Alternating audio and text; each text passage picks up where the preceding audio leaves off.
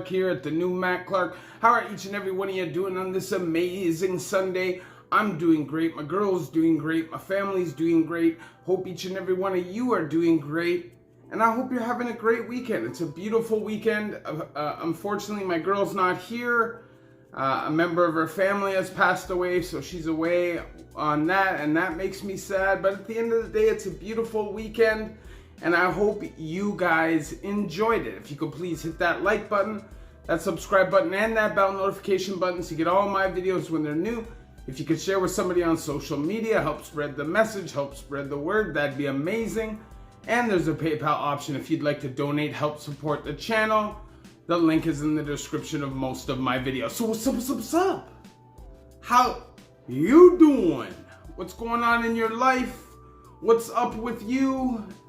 Me, everything's good, man. Just got a promotion at work, which is great. More money, a little bit different of a job. I finally get to get out of the mud. So this is all great news. So I figured, you know what? I'm having a great day, a great weekend. I'm gonna do a video and I might even shoot a couple. We'll see what happens. And I could possibly even jump on a live. You never know. We'll see. But today we're gonna talk about the 5 scariest days of my life and why. Now, most of these things I've already talked to you guys about the actual circumstances.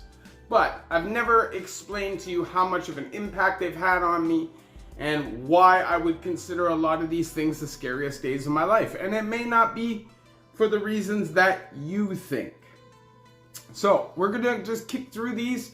Hopefully we can laugh. There's gonna be a little bit of ooh and ah, of course. But hopefully we can just chop it up and it doesn't have to be all that serious. So the number 5 scariest day of my life was watching a friend of mine overdose. I had literally just been out doing crime. I just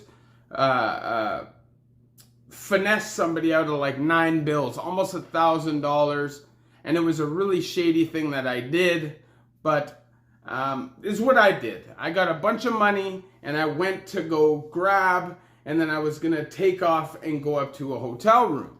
Now, as soon as I knock on the door, there's no answer of this house. Now keep in mind, I live in this house. This is where I'm living, but I can't get in the house. And I know people are in the house, they're addicts, they're not going anywhere. Everything is literally getting brought there. Maybe once or twice a week, they'll go to the store, they'll go to the beer store, they'll go to Taco Bell or whatever, but they're not really leaving their house. You know how addicts roll. Most of the time, I'm getting paid to go do a lot of these things, and it was good for me. But because my habit is so extravagant, I have to go out and also make a lot of money. So when I came back after not answering for a long time, finally my homie answers, and his eyes are like shot, right? Like you can see he's scared. There's something going on.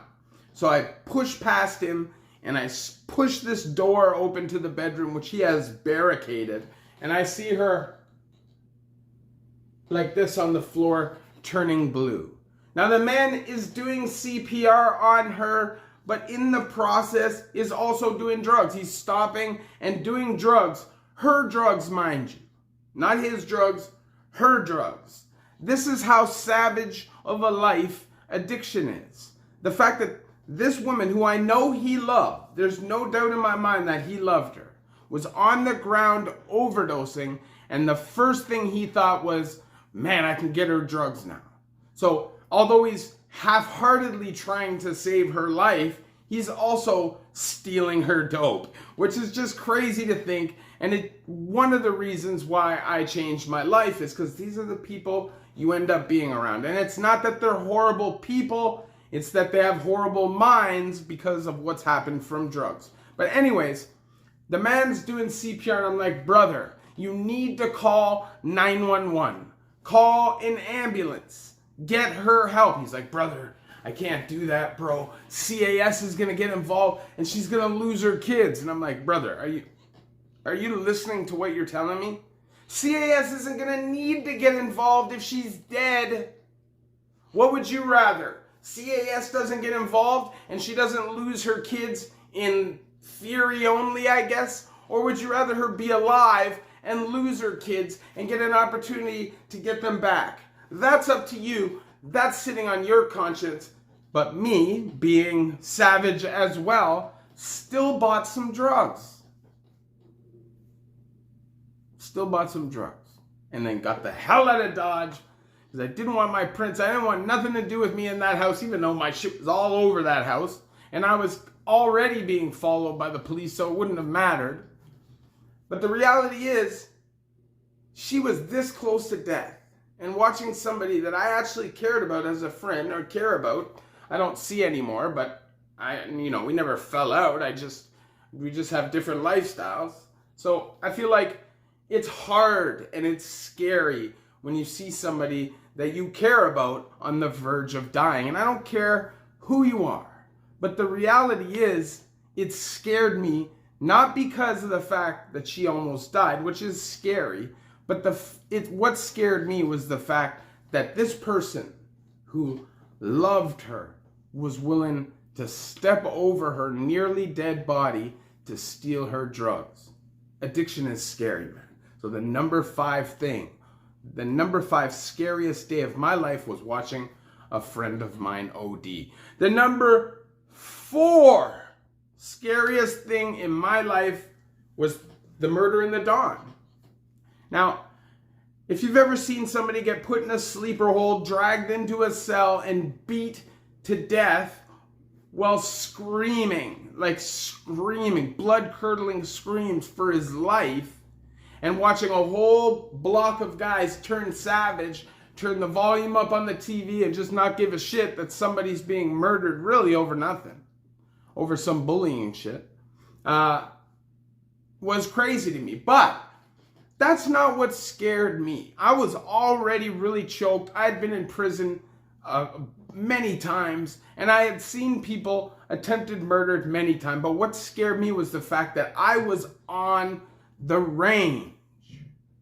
You never know what's gonna happen. You never know. The cell was a washroom cell. It was open for the washroom. So everybody's prints are going to be in that cell. And you just never know what could come from it. What kind of shady cop is mad at you because you didn't want to talk? What kind of shady shit could happen? And it's scary, man. Especially when you're in jail for something that you didn't do. I can't tell you how angry I was. I can't. If I would have got my hands on bed sheets at that time, he would have been dead, brother. I'm telling you, I would have stomped his head in. Overwhelming amounts of stress. And it's just kind of the way things go when they go bad. They kind of just pile up and pile up and pile up. So seeing somebody lay at the front of the range like this is not a regular occurrence. Watching EMT pump on somebody's chest while ramming a huge tube down his throat, and the guards run around crying, screaming to the range that we're all animals and what the fuck is wrong with us. What scared me, though, was the fact that I almost got jumped a week before. And what had happened was I was talking loudly during Muslim prayer, and I wasn't really trying to be disrespectful. I just wasn't really paying attention to what was going on. And at the end of the day, somebody checked me, right? They said, yo, bro, fuck up. And I was new on the block, right? I'd only been on the block probably for like a week, and I was a white boy, and there wasn't very many white boys. And people were already unhappy that I was getting my food and I was being treated with respect because I was a pen timer. And honestly, brother, I never thought, I just said, yo, bro, who you chatting to, right? Who you talking to, brother? I'm not that guy, bud. I'm not some waste man white guy, okay? Don't talk to me like that. So anyways, maybe 3-4 hours later, I'm walking. I'm just walking. I'm pacing, right? Because that's what I do. I work out. I pace when I'm inside, right? Because I have a very active mind. So I'm walking back and forth, up and down the block. I walk to the back. I turn around. There's 7 dudes there. One dude, the main dude who I got into it with, is in front of me. And he's not a big guy, buddy. I would ragdoll him. I would break his face. It wouldn't be hard at all. I don't even think this dude would hit me. But the reality was, there was 7 dudes there. And he says to me, he's like, yo, bro, we got a problem here?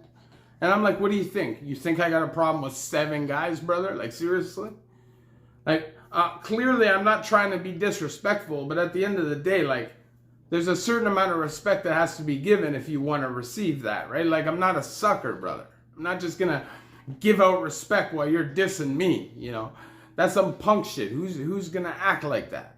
And, you know, we had our words, cooler heads prevailed, but these are the same dudes that ended up killing Buddy a week later over basically nothing. And it made a whole bunch of things register with me real quick. It made me just realize, like, man, that could have been me. Could have been me. And it's not even necessarily people are trying to kill people. Sometimes when you're caught up in the moment, when your adrenaline's pumping and you smell blood and everybody around you's cheering you on and you're smashing somebody, you can get out of hand. And some people can take 100 hits. Some people can take 1. Now, I wasn't in the cell. I don't know how bad it was. I did not see the actual assault. And I'm glad that I didn't. That's something that you're going to live with for the rest of your life. And I was smart enough to know, as soon as I heard the screams, I went up closest to the front TV and watched the UFC. Everybody's climbing back, going back, trying to watch the violence. And me, I'm standing there watching the TV because the last thing you want to do is see the violence. And people see the violence. It could just create problems for you. And it's better you just don't know anyways. Mind your business is a great message I give to everybody going into jail or the pen. So the number 4 scariest thing I dealt with in jail or the pen was a murder, man. Or in my life. Sorry, not scariest days of my life. You know what I'm saying? Was a murder. The number 3 scariest day of my life was my first day in Milhaven reception. Now, I was a hardened con already. Like, I wasn't scared specifically to go to the pen. Like, I was excited to go to the pen. Provincial jail sucks. Lockdown after lockdown, shortage of staff, just boredom. You're basically in a fishbowl, wearing your little orange jumper, lapping, doing circles all day long with a bunch of fucking idiots, right? Like, you know, you might find a handful of good guys on your block, but most of them are just waste guys, right? Just regular dudes that you would never talk to in your life. Crackheads, homeless people, domestic abusers, people that you're just not gonna, you know, so you want to go to the pen, you want to get out of provincial as soon as possible. So I was excited about going to the pen and the good things I'd heard about it and the fact back then you could smoke. But I never realized the intensity of the energy walking into a prison like that. So you get in the Grey Goose, because when I first went to the pen, you could still go in the Grey Goose, and you pull into the joint and you see the rifle towers and the fences. And when you walk into the first hallway after you get off the truck, it is a big, long hallway. And there's signs about body fluids spilling from assaults and stabbings, and it just smashes you in the face. It's like you can smell the death in the air, and you can feel the evil and the negativity that's just baked into the fucking jail, basically, into the prison, right? And I remember the first day I was on range, I was walking down the range, and I was rubbernecking. I'm not gonna lie, I didn't know anything. Nobody told me, don't rubberneck, don't look in people's cells. Somebody could be killing somebody, and if they see you looking in the cell, seeing what they're doing, that could cost you your life. It's not something I was thinking about. So I'm walking down the range, rubbernecking, and this huge jacked black guy comes out of the cell. What the fuck you looking at, bro? Snaps on me, and I'm thinking in my head, oh man. Like, I took a punk, right? Like, he never goofed me up or nothing like that. But he told me straight up, bro, fuck you looking at? I wanted nothing to do with it. This guy was a monster. Like, he was a problem, not something that I was prepared to handle or wanted to handle, especially at that age. I was a young guy. I wasn't built for that. Like, I never spent my whole life at that point fighting. I was a criminal for sure. The guys I hung around with were tough and crazy for sure. But me, I was more of a criminal and a thinker than a fighter. You know, I used to like weasel my way out of those kind of situations. But I was prepared to fight if need be. It's just I didn't want to fight this monster who had clearly done pen time before and clearly was about his business. And for a little bit, it had me shook. I had heard stories, guys don't fight in the pen, they're just going to stab you. Don't get into it with anybody unless you're going to kill them, because you're just going to get stabbed. So I'm thinking in my head, man, hopefully this guy doesn't stab me, because that wouldn't be fun. You know, I'm not a killer. I'm not going to pretend to be. I don't want to stab anybody to death.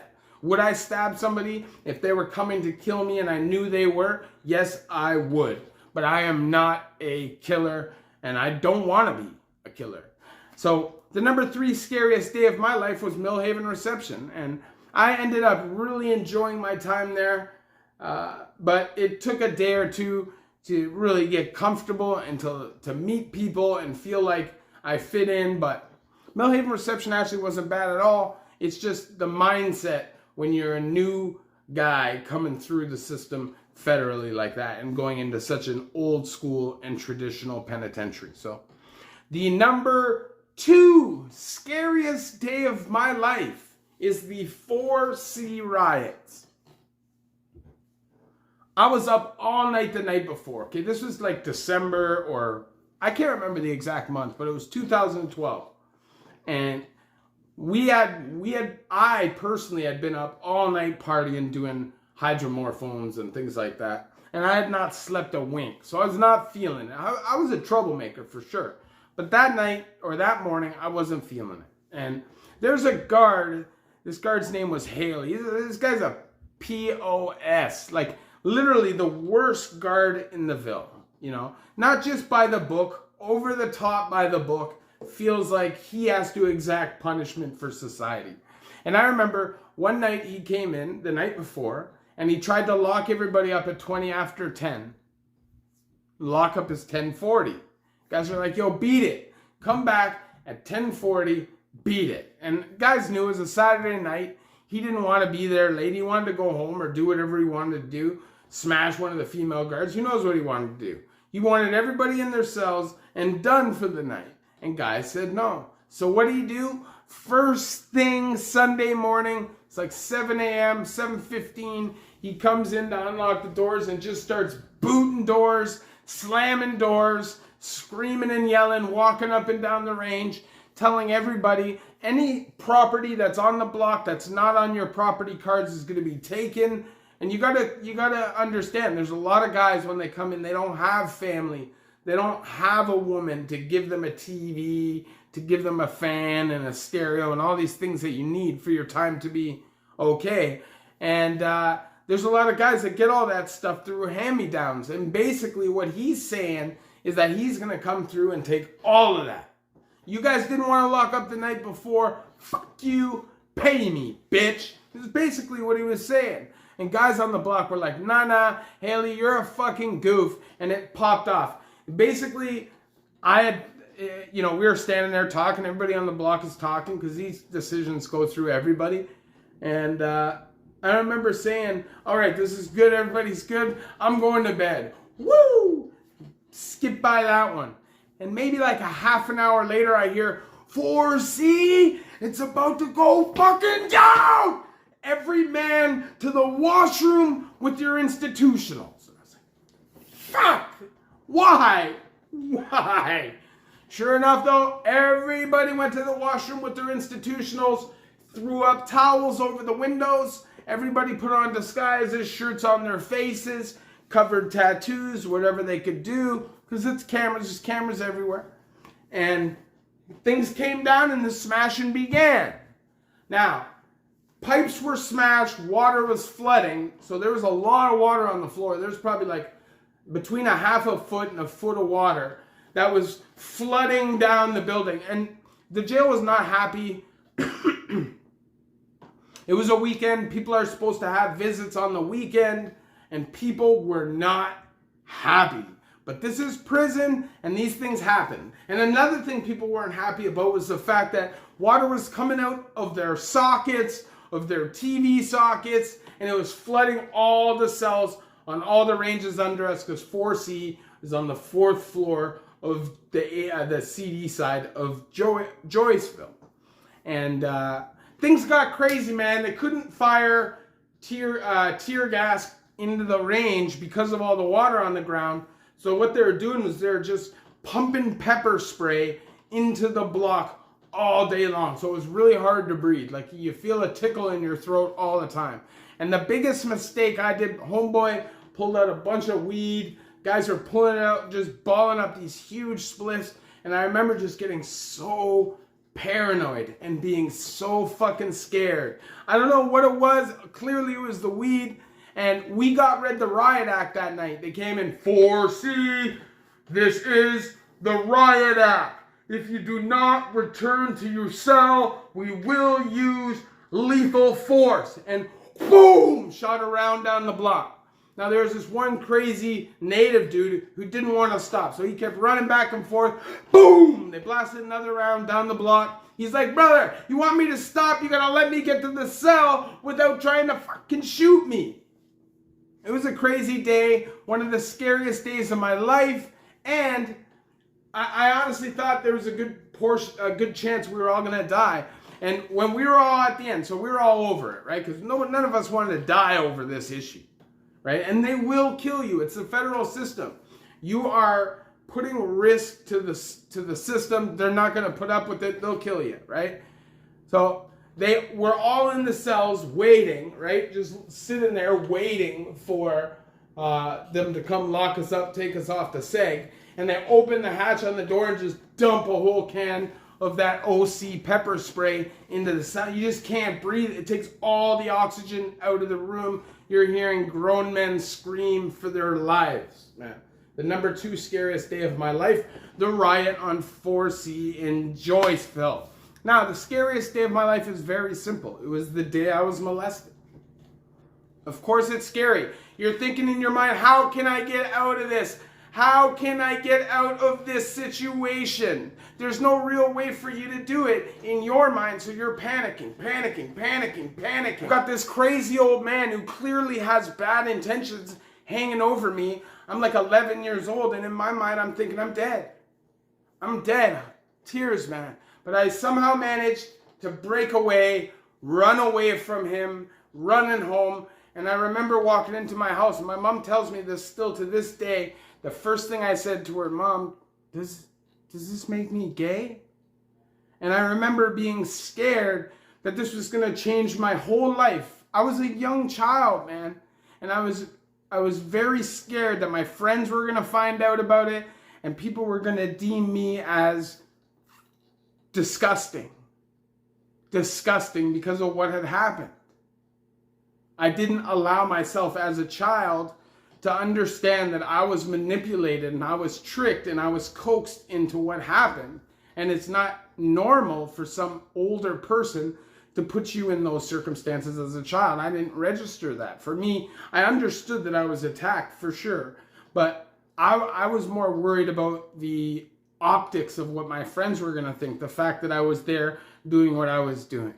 You understand? So that was literally the scariest day of my life. If anybody's ever been to public school, you know how scary it can be. I was new in my town and I was scared already, having a hard time being accepted.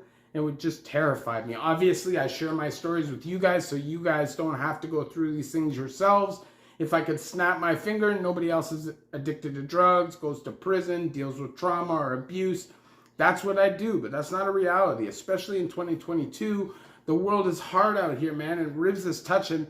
And hopefully my videos will inspire people to make a change. Like, it took me a long time. I never had anybody to inspire me. It took me a long time to change and make the decision to change. But you can do it.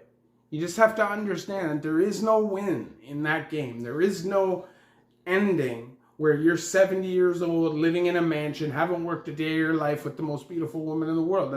That's not a reality. So hopefully my videos will help you guys understand how I changed and what's the best avenue for you. And if you do happen to go to jail or get in trouble, what to expect if you go in, and have at least somewhat of an understanding of the rules, so when you do go in, you don't mess up the energy. If you could please hit that like button, that subscribe button and that bell notification button to get all my videos when they're new. If you could share with somebody on social media, help spread the message, help spread the word, that'd be amazing. And there's a PayPal option if you'd like to donate, help support the channel. The link is in the description of all of my videos. So I would say most of these wouldn't be in any particular order, but obviously number one is, right? When you're attacked by a scary old man, it's terrifying.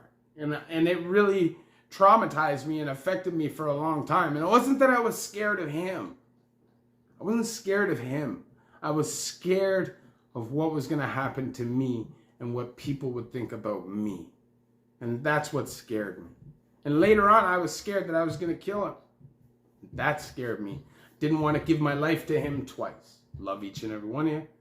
The new Matt Clark.